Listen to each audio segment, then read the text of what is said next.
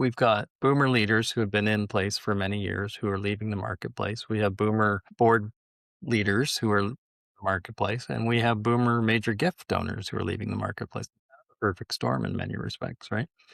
And yet we do want to attract that next generation of talent. We want to attract that next generation of donor. Yet at the same time, there's a lot of influences on the market that are, some of it's out of our control, but some of it is in our control. And you and I have talked about this a little bit from a succession planning perspective. Certainly 15 or 20 years ago, we didn't do planning it very well. So we're missing, I, I would say, a chunk of talent from the Gen X generation.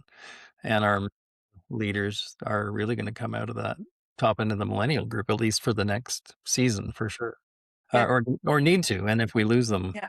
from there, we're in trouble. So you're seeing it on the donor side, we see it a bit on the talent side, and yet, the trending information around giving, as you said, to be kind of that older major donor, and as they leave the marketplace, that's gonna leave a number of organizations in certain amount of limbo when it comes to their bottom line. I'll just say what were talking about was the leaders that we are seeing that are successful and the transitions that are being successful. And we're seeing that kind of elder millennial when they have some corporate experience and a true heart for the mission of the organization that they have actually lived out in some way. So not just an excitement for the mission, but a true alignment with the mission, Sure. and then a board willing to mentor them. It's okay if they're boomers, but they have to be boomers willing to give leeway to that leader and truly believe in them and mentor them and have their back. And when I see that,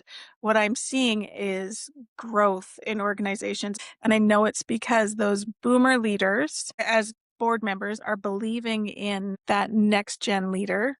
Yeah.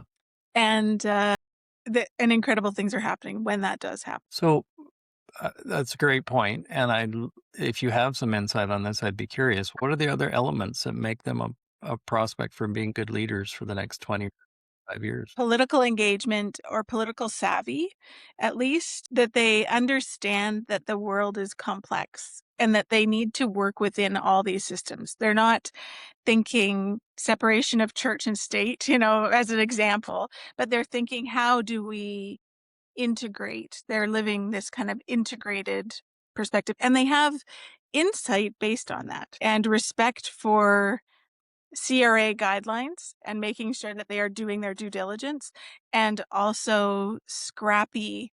There's a scrappiness to that leader that sometimes could be scary, but the new leader is similarly scrappy and similarly entrepreneurial, but not knocking over the sacred cows, Okay, yeah. being wise about how they move the sacred cow. Does that Okay. make sense? Yeah. And a genuine care for the work of the organization, but that's not their main job.